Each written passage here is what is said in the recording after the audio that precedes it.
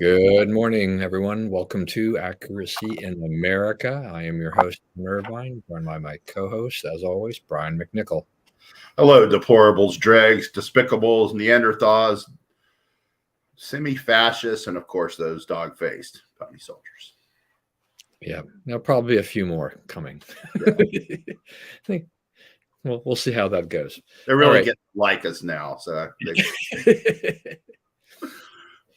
I'm gonna say that I'm gonna ask. So has this turn in the weather? Does it slow down your golfing activities? well, basketball slows down my golf activities. I still get out there whenever I can. I was out there Sunday. The guy put my clubs on the cart. He's like, it's miserable out there. Why are you golfing? I'm like, well, this is the time I have to golf. So but like today would be hard to golf, even though it's not going to rain. It's probably going to be the warmest day of the week because it's so wet, right? And you hit the ball and you go thunk down into the ground, and you got to go dig it out of the mud. So it's a time of year where like we don't really get enough sunshine to dry it off very well, and so it kind of really never gets dry. Yeah. So so my thing now would be is just that in this in the basement I've got these steps that lead to this doorway out here in the back, and so it also is a collector of leaves. So I've been I decided that bucket. yeah, I decided, I mean, my wife had been complaining for a long time, and last year after, we did a cleanup, and leaves degrade over time, right? And so if you leave them there, and then you try to clean it up, it really gets to be kind of a yucky mess. Yeah. So I thought this time around, I'm going to try to stay on top of that. But as you mentioned the rain, I'm looking out there today and I'm like, yeah, but it's like, I don't mind picking up dry leaves. I don't like picking up wet leaves. Yeah, that's really gross. It's a good way to get really dirty, ruin your Right. clothes, all that kind of stuff. And it's not like it's going to get enough sun or it's going to get warm enough to dry them off or whatever. I'm like, yeah. Yeah, I hear you. So I will have to get my hands dirty, or at least my gloves dirty here at some point. I'll give them a couple days and see if it gets a little better before scooping them up or whatever. But yeah, I've tried to become a little more pay more attention to the house and other things and stuff like that. This is what happens when you have sometimes too much time on your hands, and you're like, you do this stuff. Doing errands you didn't even know you had. Yeah. Like, yeah. And then you realize is like this is home ownership is quite the burden at times. It is. And everything. So, all right. So, well, we'll go ahead. Let's start off with Trump's announcement, and then we'll talk about some of the other things.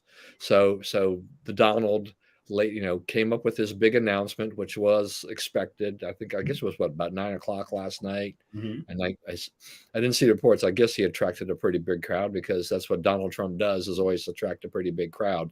So he is going to run for president in 2024. Right. And, I think, he's always been that elephant in the room or whatever, knowing that was probably going to come.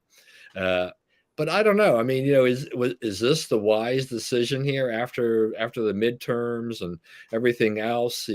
He's not. I don't see his political fortunes being at exactly a high point here, but and others are going to jump in. They're not. Political fortunes are not at a high point right now.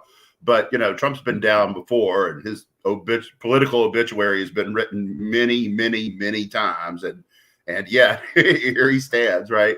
So I wouldn't count him out. He's still a prohibitive favorite to be the Republican nominee. There's a little polling out now saying, oh, if we had to choose today, we would choose DeSantis over Trump, right? And in some of these, I guess they tested some battleground states. Right, there's been a little bit of polling out this week on that, but Trump, half of the party is not going to vote for anyone else, right?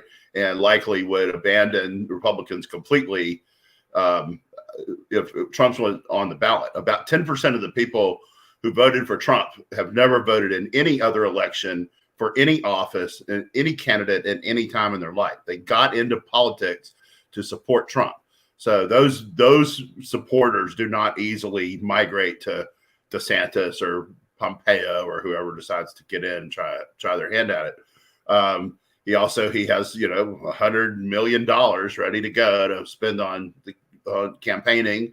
Announcing this early lets him get out there and start spending and collecting money to get his name out. So I think given the work that he will have to do to get the nomination and to be president, Bob raises a good point here. Is like, now jumping in is a lot less attractive for a lot of those people, including DeSantis, who has said in the past, I don't know, if he still sticks to this, but has said that he wouldn't get in if Trump did, that he would defer to Trump in this cycle. So, DeSantis may not run. He may just be governor of Florida for 4 more years. So it'll be interesting to see what happens, but I would not one bit count him out, because, by the time, that election gets held in November 2024, you're going to have, we're just at the cusp. We're at the actual top of the cycle on, economic, right? We're as good a shape as we're going to be in. You can already see layoffs starting to happen. So you're going to get unemployment and inflation and, contraction of growth and stock market going down and loss of 401k. You're going to have an economic calamity on your hands by 2024. It'll make the Democrat extremely, it put the Democrat, whoever it is, in an extremely difficult position. They won't really be able to blame it on Republicans. And, Trump will be there with, solutions and an ability, and anyone can deny him this. He's the only one who's ever put it right before. He's the only one who's ever, put the economy in a good place before. Who has the experience. Yeah, as Bob said, he operates on his own timetable. He jumps in early. He's got the money, as you said. So, he becomes a prohibitive favorite. Yeah, just because he lost the last time doesn't mean that he's out. But boy, I'm telling you, personally, I'm really on the fence here, because I just think it's time to move on and do something different here. I think people have learned that you can, some of the Trump policies are good to talk about. It's just better when they're not Trump actually saying them. Trump is his own worst enemy in a lot of cases. He talks too much. He gets into self trouble. He does things that he shouldn't have done. He would be president today if not for a lot of the things that he had done, opening his mouth and some of the things he did and some of the way he treated some people. However, that money thing is going to be big. DeSantis, DeSantis, it's like a lot of these governors that could possibly be anybody who is running for re-election. That's a good thing to say, is that I'll defer to Trump if he gets in there. It also protects him, at least for the time being, on the downside of people saying, well, is he really going to be our governor for 4 years, or is he only going to be governor for 2 years? So he gives himself a little bit of cover in the meantime. I think DeSantis, will probably jump in once he kind of sees how the tea leaves shake out a little bit. I do think that you're going to, the dyed-in-the-wool Trump people, there's no doubt they're going to support him and vote for him again. Me, I'm ready to move on. I told. Let me ask you this: so, if Trump is the general election candidate, are you going to vote for the Democrat? No, matter of fact, I'm not going to vote for the Democrat. But I probably wouldn't vote. Are you more likely to stay home or go third party? I'm more likely to stay home. I'm actually more likely, if Trump keeps being Trump the way he's been, the way he's acted, the things he says, if he can't stay on track and actually be a more focused person, I would register as an independent. I would just, for that election, because I've reached my point where I'm just fed up with him. And my wife would probably go along with whatever I wanted to at this point, because I think Trump has value to the party, is just not as the presidential candidate. What I would love to see, Trump do, which I think he can help the party. If he's really interested in helping the Republicans win the White House, really get firm control, of the House and take control of the Senate, then I think, he can be a person who you go out and you put him out, go out there and fundraise for candidates all around the country. He is a draw. there is no doubt that this guy can be as a draw and can raise money. Go out there and then help candidates. Go out there and stump with them if they want you to stump with them. In the strong areas, make them stronger. But let's put your ego aside, Donald Trump, and turn this over to the next generation. He's not getting any younger either. Obviously Joe Biden's not getting any younger either. I just think that the party needs to move on. They're kind of stuck in a lot of ways, but I think this midterm election will turn some people and say, we'd like to see some other options. But I think, a lot of people will still vote for Trump, along the way if he becomes a nominee. But like here we have Bob. I mean, lots of things can happen. It's November 2024. We know how things turn around very, very quickly. And what we see today is not necessarily what we're going to see, right, 2 years from now. There's so many variables. I don't know. I mean, I'm frustrated with a lot of things that Trump, has done and has represented as a person individually. But I'm very well supportive of the policies. I just think there are better things that he can do. I mean, Richard Nixon, he left office in disgrace, right? And yet by the time he died, this guy was an elder statesman. I mean, he rehabilitated himself. He had done a lot of things. I mean, even Jimmy Carter has got some respect within the party. I mean, it was an absolute disastrous 4 years as president. I mean, they're not putting that old guy out there on the campaign trail. But Bill Clinton, he gets on the campaign trail. He draws people. Barack Obama had a better presidency overall, than Clinton. I think, he didn't run into the same problem. Well, he didn't run into the impeachment. Based on what? Well, he didn't have the scandal, but he scandal, right? Was way better economically. So his reputation isn't as tarnished with the Democrats as it would be with that. So, but time heals things. I mean, this is what Trump ought to be doing, is give it some time, and let some things go. I mean, at your age, do you really need to be president of the United States? You've done it. You've shown that you can do it. Do you need to do this? I just think that there, times have changed. Things are just a lot of risk. Move on. Let's do some things. But we'll see. I mean, I may change my mind. Maybe Trump will modify himself, and maybe he will actually start learning how to be a better politician in the sense of how to do this. More disciplined. To be more disciplined, right? So that he can win these people over, because I think that's actually really what I'm looking for here. Is that it's that undisciplined nature of his that makes me want to pull my hair out. Yeah, and you're far from the only person with that critique of Trump, and I definitely see where you're coming from on that one. But time will tell whether the idea right now is like, DeSantis, he's all the same policies without being Trump himself. Okay. But, once DeSantis is in the ring of this, I mean, it's a 20-minute process to make him as evil as Trump, right? I mean, he's going to get dumped on in all the same ways Trump does, and his every move scrutinized, and, the hatefulness of the left directed at him the way it is against Trump. The average person who's not involved in all this won't be able to tell the difference between, the horribleness of Trump and the horribleness of Ron DeSantis. So you're not getting away from leftist hatred by getting rid of Trump, right? You're not. You're going to face the same, just blind hatred that they have. This is, we think they feel, right? That's how that's what motivates them. Their feelings, right? They're not, that's like, you would never design Medicare if that's because you feel like you're helping. It's not because you're actually helping, right? You would never set up something like that to actually help anybody. So, I mean, that's the way that they think, and that's the way they vote. And so, you're looking at, breaking off. So there's about 42% of the people are them, about 42% of the people are us, right? And you're worried over that. We're arguing over that other 16%.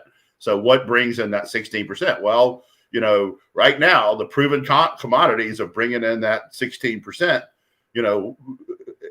at actually doing that, one of them is Trump, and one of them is not DeSantis. He may become that, right? He may prove it in time, but he hasn't yet.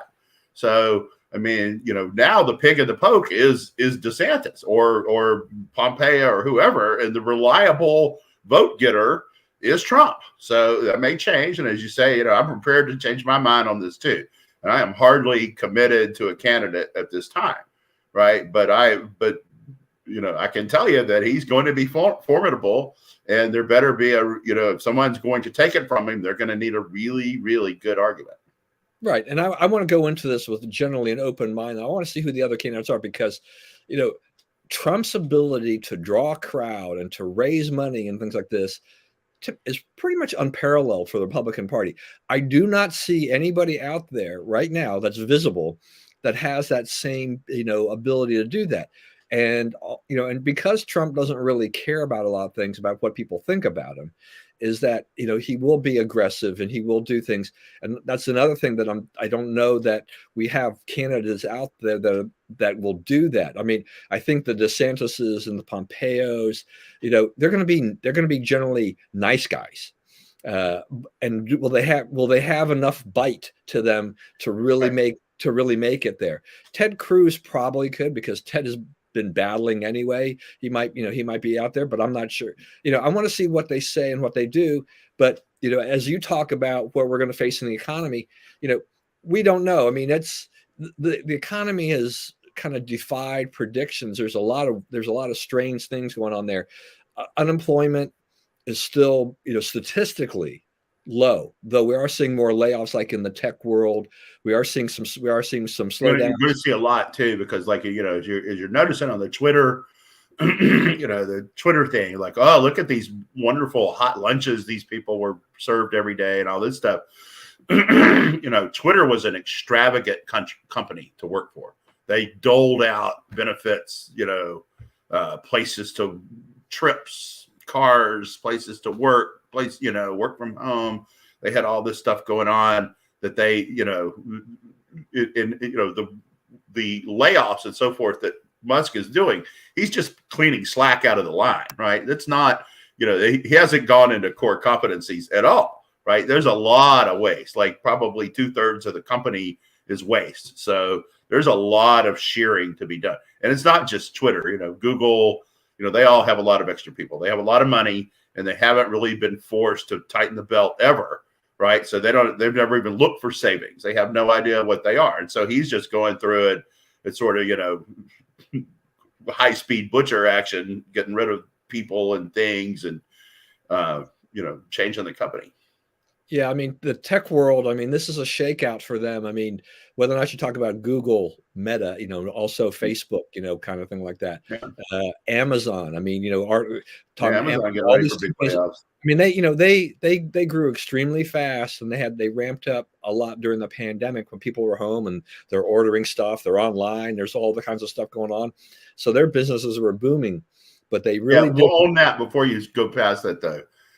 One of the, I don't know if you remember this, but when this was all happening, I'm like, this was I think the only time on this program, all the episodes, we've 221 episodes now that we've done of the show, that I ever agreed with AOC on anything.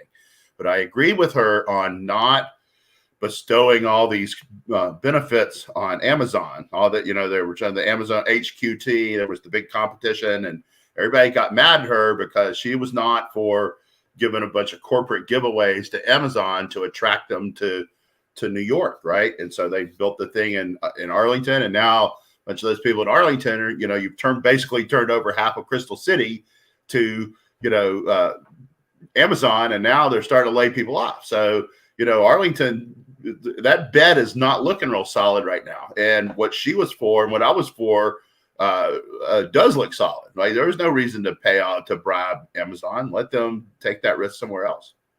Yeah, look, I mean, I would tend to agree with that. It's like I think the idea that that governments are giving all these massive subsidies to lure these companies in there on the basis of potential employment taxes and retail revenues and all these kinds of things. It's stupid. I mean, look, especially Arlington is one of the most densely populated places in the country already. Like, where are you going to put all these people? It's one thing if you're no name Missouri, and you're like, wow, we have 4,000 people in our town. We could have 20,000 after this. Okay, all right, that's worth looking at, right? But this is your Arlington. Where are you going to grow? Yeah, I mean, Amazon put all, they went into logistics. They have all those warehouses, which they're now dumping because, Yeah, the volume is down, right? So they don't need all of that. FedEx is slowing back and, they're not going to fly as many planes because right, deliveries are down. UPS has gotten hurt. Uh, I think about Scott Walker in Wisconsin when he had this big to do about luring Foxconn to Wisconsin with all these subsidies, but they never came through with all the promised employment, which right. is a problem. I mean, that should tell you, I mean, companies they'll take your largesse, right? But they won't Yeah. necessarily. And so why are you doing it? What can you really do to them, right? When Yeah. hey, we're broke, sue us all you want. It's Yeah. like So, like Utah. Utah's thing is they talk about gardening, right? So they will help companies that are there, but this idea of going out and rolling out the red carpet and acting like you're some soccer pope, right? And you're bringing the big soccer tournament to town. No, right? They don't want that. yeah. And that just extends to so many things that I think we've talked about here and there, the film subsidies. I mean, Yeah, things like Louisiana that. got big into that. Yeah. I mean, Building there's all just, these studios and all this stuff. Like, what are you talking about? Where's that yeah. now? Yeah, and so those economic offices in those states, they come up with these very rosy projections about the economic impact, right, of Yeah, doing this and luring Hollywood. In the meantime, the Hollywood studios are like, hey, great, it's like we'll take this is great, this will lower our cost tremendously of producing this film, and we'll give you some economic impact, but they're the ones that are laughing all the way to the bank, and then yeah, if you don't give it to them, they just pick up their sticks and go somewhere else that's right. to someone else who will buy their Yeah, spiel. we bought it from Georgia, and then somebody bought it from us, and so Yeah, there's all this. There's a shell of a film industry in Louisiana, but that shell not getting used very much. yeah. So You it's like, yeah, why are we subsidizing all these people? I have that same bone to pick, with sports teams, with the stadiums. Why are the taxpayers financing the stadiums? Yeah, A lot of times that doesn't pay See, off. that was a little more because you can use it for other stuff and Right. whatnot. You But it's can, not but a lot more. yeah. But there's sometimes you put a stadium in a place where if you don't have the sports teams, and there's no guarantee a sports team will stay there forever and you'll pay off your bond forever. I mean, you can sign a long-term lease, but when that first lease is up, they could go for greener pastures, and you still Yeah. got the infrastructure. What are you going to do with it? For like Shreveport, they're talking about building. Shreveport had minor league baseball like the entire time I was growing up, and for more than 100 years, and they lost their team because they came to be owned by Mandalay Bay. The people run casinos, and they changed the mascot, and the PR was terrible, and people stopped going. They were getting 200 people a game, so they moved. They lost their franchise. So now they're talking about, okay, we're going to build a new stadium on the same site as the old one that didn't work, right? And we're going to have a Class A team that has something to do with the Texas Rangers. What exactly it has to do with the Texas Rangers, we still don't quite know, right? But the thing about it is, the nearest Class A team to Shreveport is like Rome, Georgia, which is 600 miles away. So you're not going to put Class A players on 800,000, 1,200-mile bus trips to play these games. That's nonsense. So right now you're building a stadium. You might get a team, but you don't have a league. You don't have anyone to play against. So, and it's always, oh man, this is economic development. It could help us, but it's like, first of all, don't build it until you know the other teams in the league and you know that it's a workable situation. Isn't that part of why Major League Baseball though kind of realigned the minor leagues and they contracted out of 42 cities. Yeah. Right. There's now 120 teams. There's four per organization. That's all you're allowed. The Yankees used to have like 8 or 9 and all these summer teams and all this stuff, but they've cut it down to where everybody has 4. So, and there's like something called the MLB Draft League, which that's what Frederick is in now. The Frederick Keys and West Virginia Power and some of those guys who had minor league teams but lost them are in that league. But none of that's around Shreveport either. So, it's unclear what they're doing there. Okay, so I didn't even look at the Frederick Keys. So they're not part of the system. No. Huh. That's Yeah. interesting. Okay. I haven't been to Frederick in a while. Like we have this anomaly going on where my wife used to be able to say, "I'm going to Frederick so I can go to Costco, Sam's Club, blah blah blah, go all these places in all at once, and buy the cheaper gas at Costco to try to at least tell me that I'm offsetting the travel time by buying cheaper gas." But the gas at Costco is like 20 cents higher than it is at our neighbor at the Shell 5 miles away from my house. It's like I've never seen this happen. I've never seen Costco Wow. be undercut by a major oil company, here. I mean, it's always more expensive here than it was in Frederick. So it's like there's no she has no excuse to go up there. So she hasn't been up there in months as a result of that. Yeah. So I've totally lost contact with Frederick. Bob's got another comment here about this tech. Yeah. Yeah, That's, so that's right. I think, you and and Bob probably, we all look back and we saw the excesses of the tech world. We saw those perks. You're talking about the free lunches. They could play games during the day. They had all kinds of things. They had the deal where if you didn't feel like working, you weren't supposed to work, right? We were really concerned about your mental health. So this one guy was, giving an interview unbeknownst, talking to a Project Veritas person. He's like, "Yeah, man, I just didn't feel into it. I worked 4 hours in the last quarter, 4 hours in 3 months, and got full pay."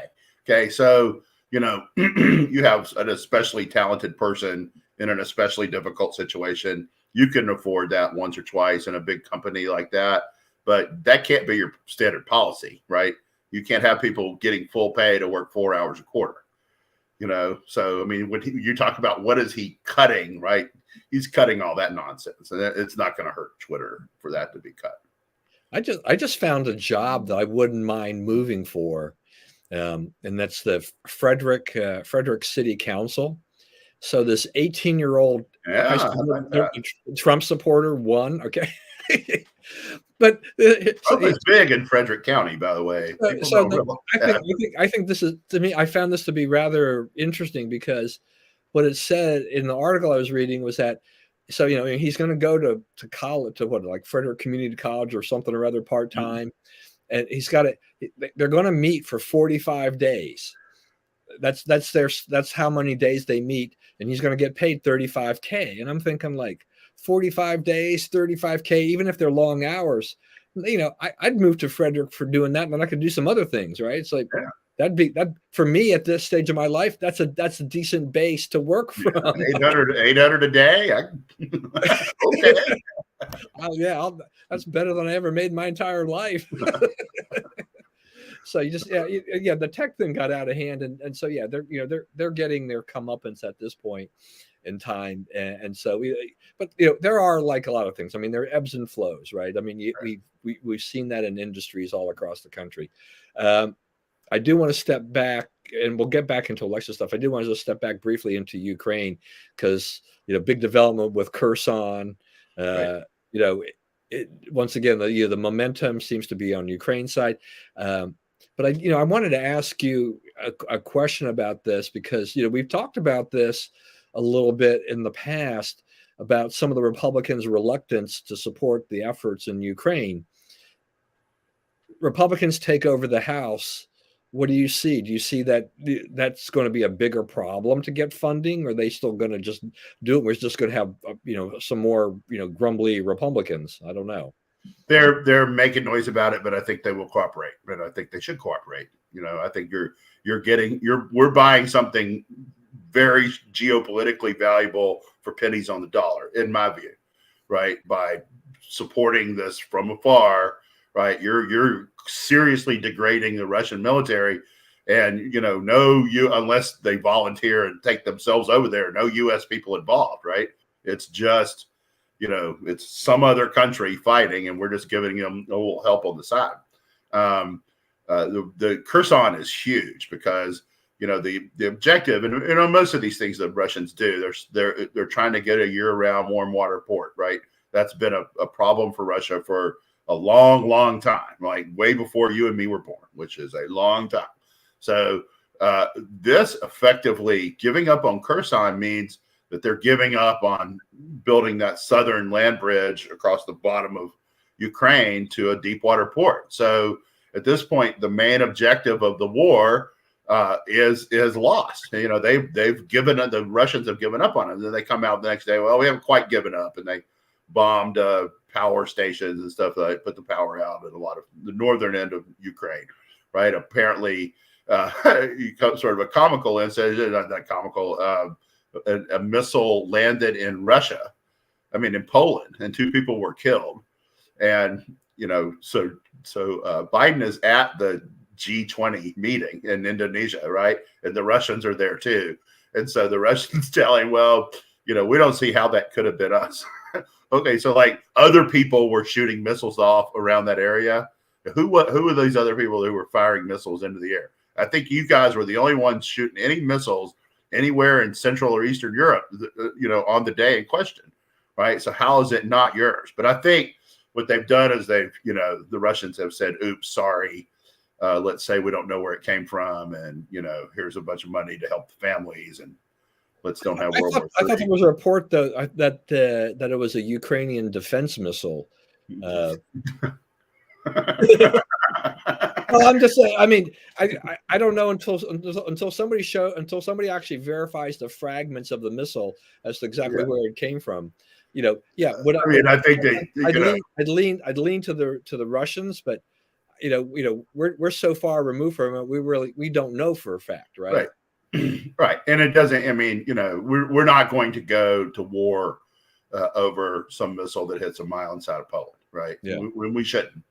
Right. And if the Russians did it, which they probably did, it was an accident. They did not mean to invoke, you know, Article 8 of the UN of the NATO Charter. Right. They don't. That was not their intent. So that's a big thing. But the question is raised: if you have forfeited your major goal of doing this, how long are you there, and for what reason? Right. I mean, you can see the Russians start trying to figure out, you know, how to save face and get out. You know, we taught them a good lesson, and we'll be back if we need to teach them another one. You know, and even gotten all the neo-Nazis out of there or whatever it was, right? Yeah. We've cleaned up the Ukraine military. Okay. I mean, you know, let them say whatever like wacky thing they want to say if they get out, right? And there's no more war. Claim whatever you want. We all know what happened. Yeah. I don't know. I mean, it just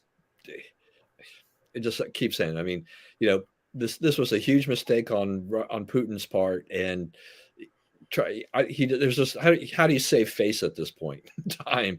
Yeah, but I mean, but you know, we can find a way to help him save face that does not give up anything strategically, right? And it's worth looking and nailing that down, because you know he's looking for a way to get off the field at this point, right? Yeah, I mean, he's had it up, you know. Yeah, I mean, how many more people can he conscript to throw out there as guinea pigs and whatever, and just, you know, so yeah, it's not good. But yeah, so you were mentioning, you know, Biden at this G20. I don't know where this clip came from. I'm sure you've seen it, you know, where he's wearing that coat, that thing, you know, and I thought, what the heck is that? Like the Politburo member or something? Right, exactly. I'm thinking like, is he making an honorary member of the Politburo? I was like, I don't. You know, I don't know. These people are so inept. It's just hard to know like what they've cooked up next. You know what I mean? Yeah, it's kind of like, hey, Joe, you got to wear this jacket. Okay, whatever you say. Yeah. Does it fit? You know? Yeah, it's just crazy, you know, on that. So I don't know. I have a friend of mine who actually was he was upset actually with Biden. I mean, he's not a Biden fan, but you know, he's a hardcore Republican and whatever. But he was mentioning to me the other day, he says, you know, why couldn't Biden delay his trip just enough so that he could stay in the U.S. for Veterans Day and do a little Veterans Day thing and then leave? You know, and actually, there's a point to that. I mean, you know, it's a big day for us. Can't you figure out, you know, can't you rearrange your schedule enough that I got to take care of this and then I can fly over for that or whatever? I don't know. Yeah. I will say this about that. I saw more in the way of Veterans Day commemoration this year than I have in any recent year, right? It looks like the sports leagues all got involved in it. The NFL was bigly involved in it, which is just unusual because the NFL is not known for patriotism. I mean, baseball is, basketball they do what they got to do, right? But football is, they've gotten sort of a bad reputation about this over the years, and they were a big time show of support for the military and for the people who served and so forth. Yeah, which was great. It was great to see all of that. So, like I said, I want to go back to the election and the politics. Because of the way the midterms turned out, there's a lot. I mean, Rick Scott, I guess, wants to challenge McConnell.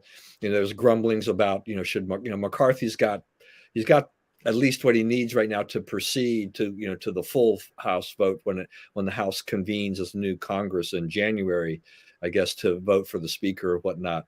But the do those leaders survive in general? I mean, and does it make any sense to really challenge these guys or change this at this point? I mean, well, me personally, I would say if you think, I mean, my thinking is that especially if Herschel wins in Georgia, which he could well win,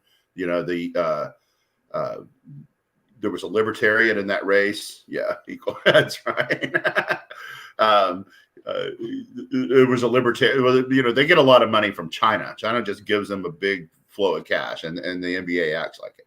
But if Herschel wins Georgia, and so it's 50-50, okay, then all eyes will turn to trying to flip Joe Manchin, because Joe Manchin's polling in the low 20s in West Virginia.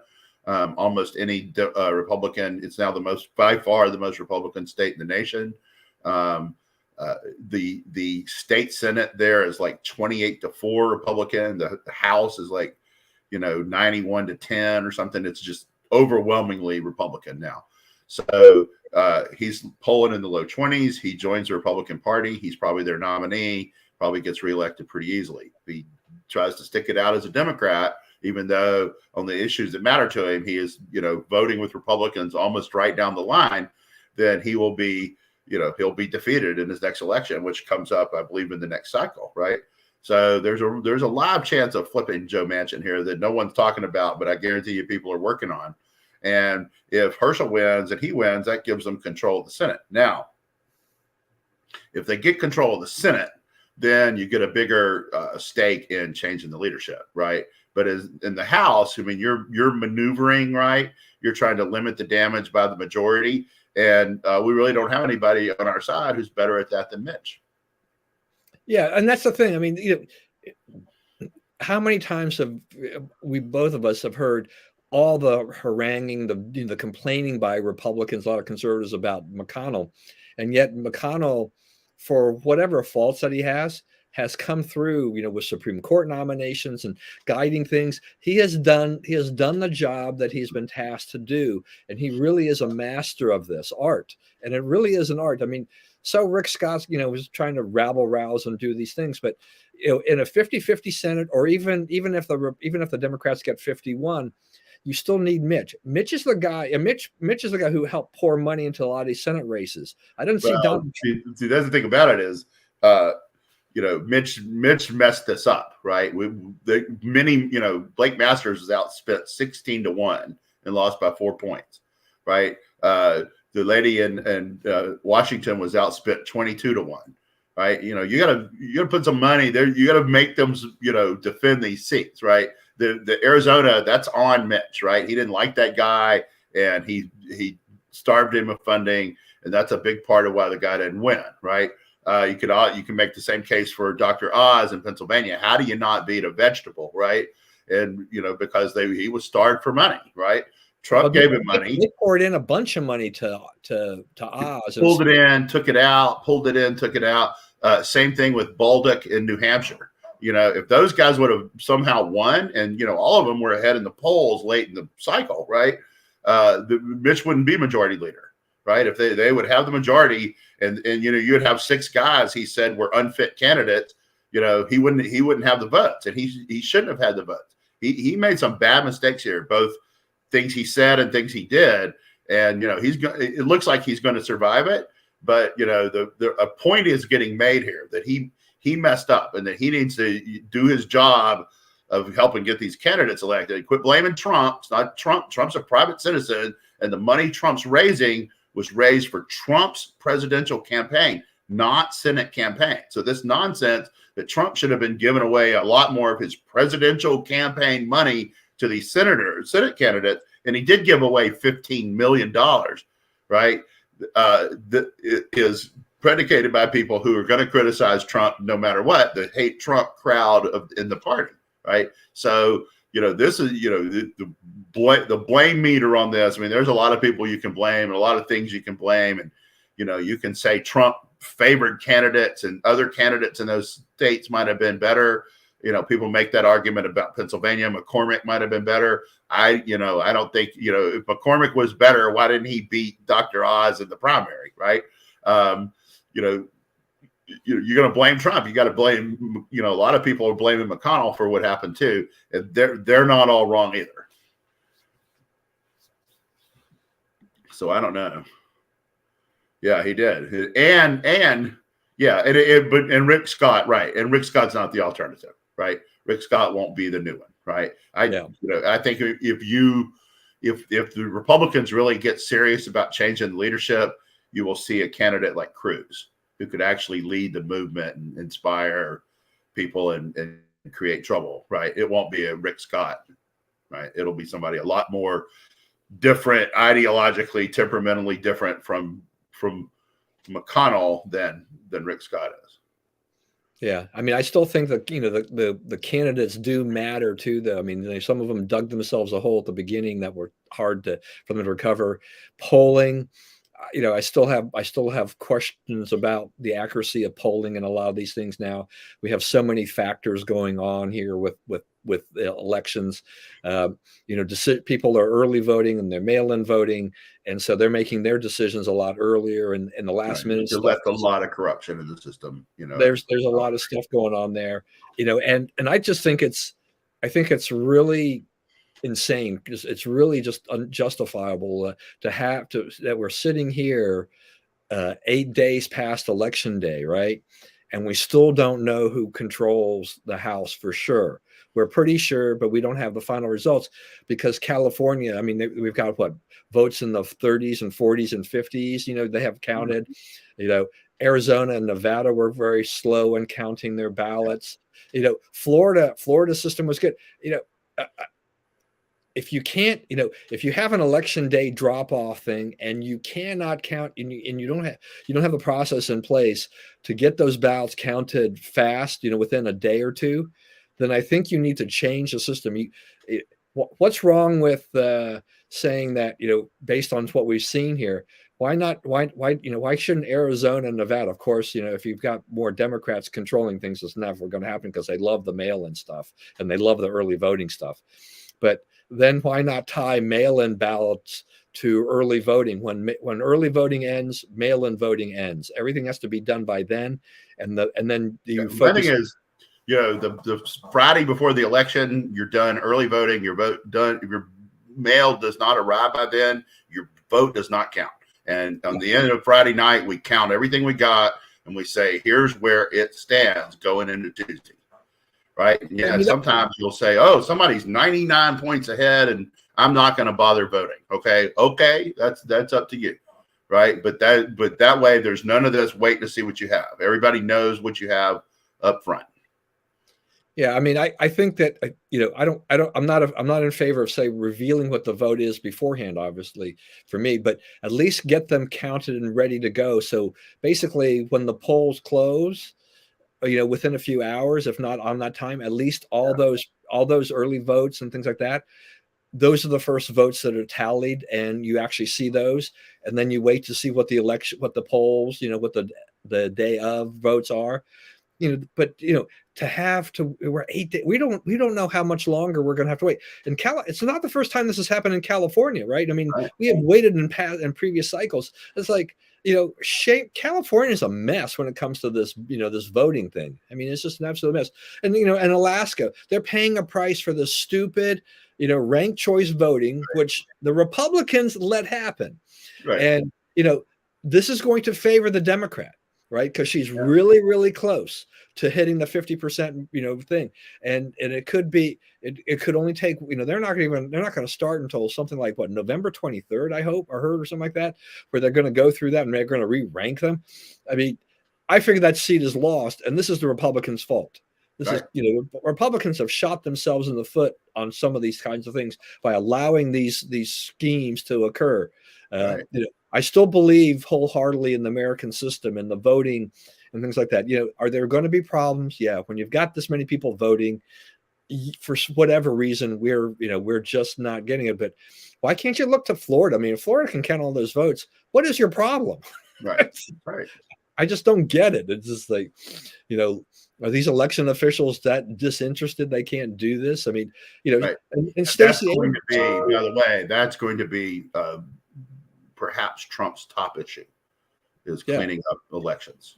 I mean, and that's a thing that, I think Trump needs to get away from stop the steal kind of mentality. Okay. I think that he's like turning the page on 2020 and saying, forget that one.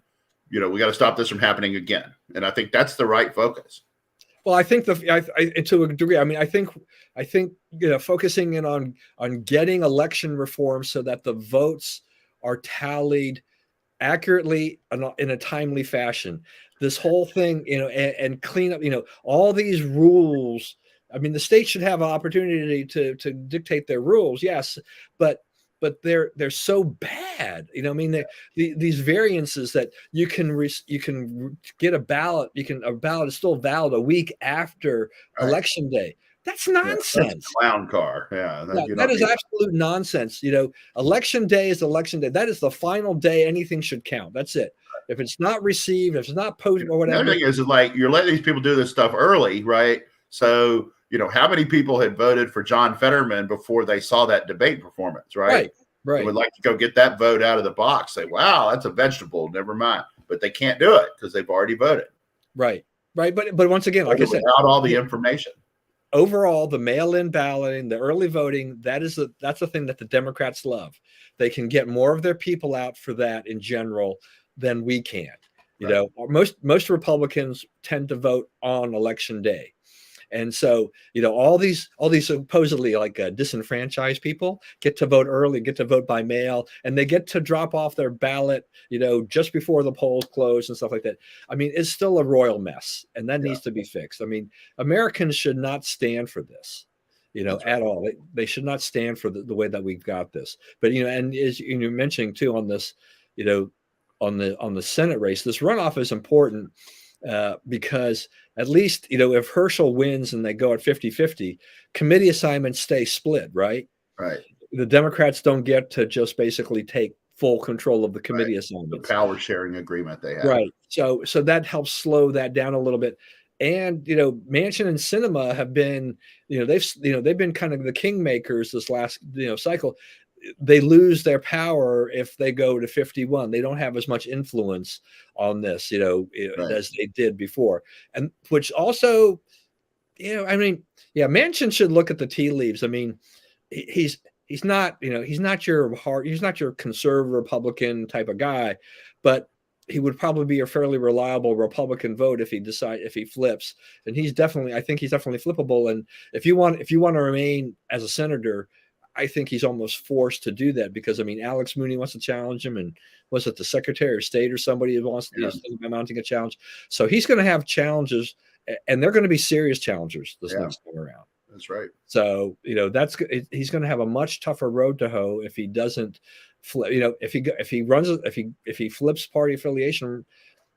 So if it goes to 51, if Herschel loses and goes 51-49, and then the Republicans convince Manchin to go and it goes back to 50-50, not a bad deal. I mean, gums it up, but if Herschel wins, then it's huge, and then it's like all in on Manchin. And Herschel winning will be huge. It'll be very interesting to see. I mean, Warnock has got, he's got the machine in place. The Democrats are going to really push to get out the vote.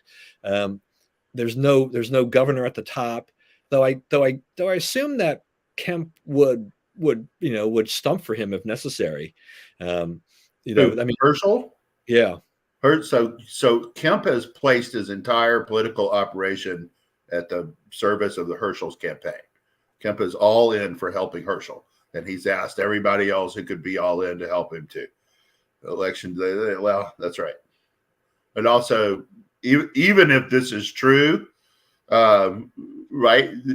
Even if it destroys confidence in the system, right? It's on both sides now. You're going to have some Democrats who feel this pain too, because it looks like Lauren Boebert is going to hold on, right, based on votes found a week after Election Day in Colorado. Some of these Republicans are holding on, and Katie Porter in California might lose because of votes that are trickling out several days after Election Day. So you may actually have some Democrats by 2024 who are ready to compress the timetable. Yeah, I mean, Porter's only up by like 3,000 votes at the last count. Less than that now. It's like in the 1,400, 1,300, and what's left to count is favorable to the opponent. Yeah, so we'll have to see how that all goes here. Loan forgiveness, is that DOA at this point in time? I mean, they shut down the operation that they were accepting the application. They knew that it was unconstitutional, and the only thing would be finding someone who could get standing in court. So the first 2 or 3 people couldn't establish standing, and so they couldn't prevail. But as soon as someone established standing, they were dead, right? And then the 2 courts have said it now, and Biden administration has stopped accepting the application. So, they know they're dead, and that was it was a bribe to uneducated voters, and I don't know how much it made any difference. I don't know how many people rushed to the polls to vote for him because of loan forgiveness, but or against it, right? But they're not going to get it done, and they shouldn't get it done. You can't spend millions of dollars like that without approval of Congress.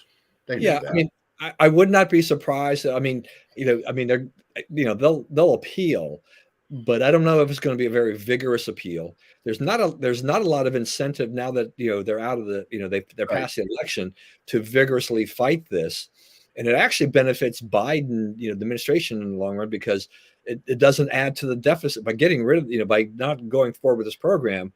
You don't have those millions of dollars added to the deficit. So this is a better thing for him. And it wasn't a major campaign issue for a lot of people anyway. I don't think so. I think some people, the people who aren't in that loan forgiveness pool won't really think about it too much anyway, except that, what we keep seeing is this, this continued push on, we have to keep extending the emergency situation, right? Yeah. So that the interest payments, all you don't have to pay on your loans and stuff like that. Even though Biden has said that the pandemic is over, we still have this government operating in this pandemic. You don't have to pay your loan, which is over. Yeah. So we'll see. This is great. All right, let's wrap it up. Last word. What else do we have on here? So a couple of things. One is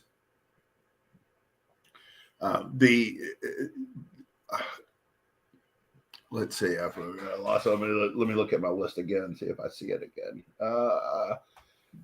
We didn't cover McCarthy, but yes, McCarthy will win. Speaker, they can't beat something with nothing. A very interesting thing happened in the House yesterday, though. Clay Higgins from Louisiana, Republican from the Lafayette, Louisiana area, questioning Chris Wray, the director of the FBI. He asked him whether the FBI had assets inside the Capitol on J6, and Wray refused to answer.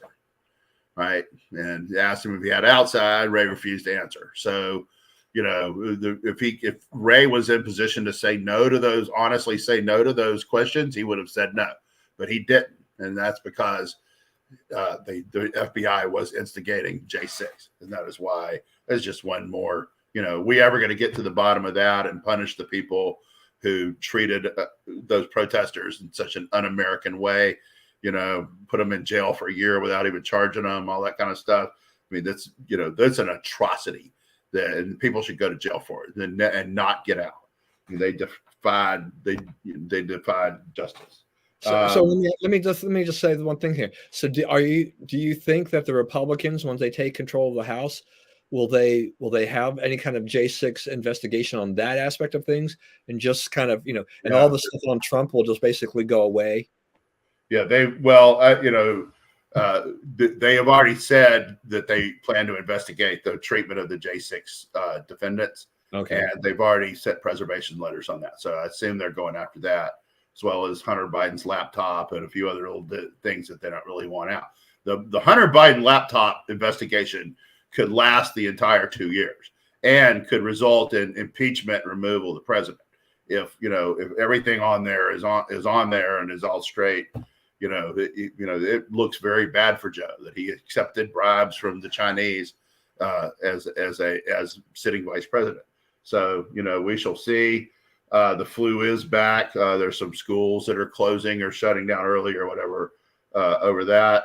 And we went over 8 billion people. Probably won't stay over 8 billion people for long. Birth rates are declining. They're not even at replacement rates in most of especially all of the Western world, and a lot of the second world, so to speak, not the first world or the third world, but the things in between. So that's we're probably at or near the highest the population of Earth is ever going to be. Yeah, the reason I put the flu down there is I thought, gee, how about that? The flu is back as a big news item. Shazam, right? Yeah, Shazam! It's like magic. It's like we had all those years of all that COVID stuff, and we saw the flu. We had like 17 flu cases in the whole country. Flu numbers went right through the floor.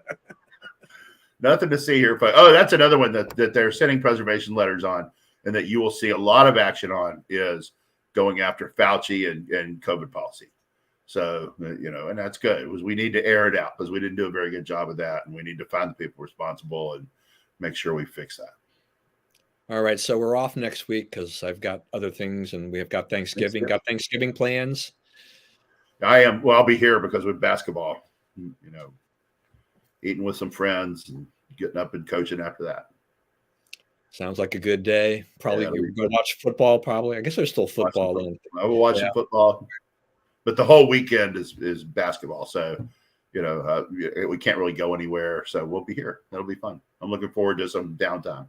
And LSU trying to sneak into the football playoff. LSU is kind of on the verge. They have to beat a team that beat us by 4 touchdowns. That's all they have to do, right? If they can do that, they're in the national championship tournament, Stranger things have happened. Oh, yeah. Yeah. The last time we got into it, like 6 teams had to lose on the last day of the regular season, and they all lost, right? Including, West Virginia blowing a game to like a 1-9 Pitt team, right? It's like one of the all-time, and that storied, really serious rivalry between Pitt and West Virginia, one of the all-time upsets in it. Put us in the national championship game. Thanks, Pitt. So, yeah. And as Bob says here, definitely prayers for those lost to the UVA. That was a tragic situation. That was very tragic situation down there. So, our thoughts and prayers go out with them. All right, folks. Thank you for joining us. Please have a happy Thanksgiving next week. Enjoy. Be thankful for what we have, what you have, and our families, and all the others that are in our lives. Please stay safe and stay well. Remember, we live in the greatest country in the world. Veterans Day was another reminder of that we just had this past week. And as always, just God bless America. And we'll see you in about 2 weeks, I guess. Yeah. So see you then, folks. Thanks for joining us.